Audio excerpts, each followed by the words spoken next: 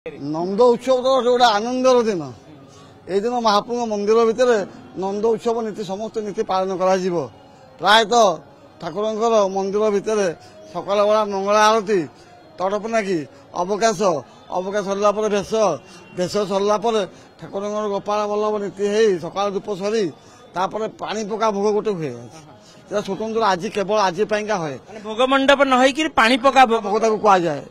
ये पानी पका भोग सरला अन्य नीतिकांति समस्त आरंभ है नंद उत्सव नीति आरंभ हम नंद उत्सव नीति विभिन्न प्रकार नीति अच्छी यथा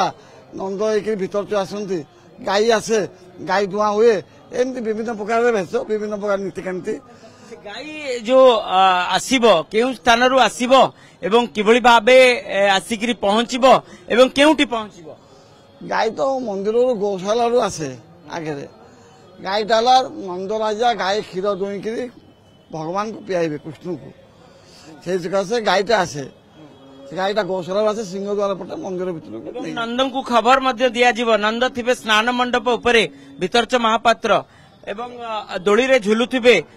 दोल माने रामकृष्ण एवं ता सहित मदन मोहन जिते गाई आसी सारा पर लक्ष्मी मंदिर पाखक नंद राजा राज निवास किंबा स्नान मंडप उपर था स्नान मंडप डकरा आसे डकरा सी आसिक समस्त नीतिकांति जहाँ कार्य से सब करती।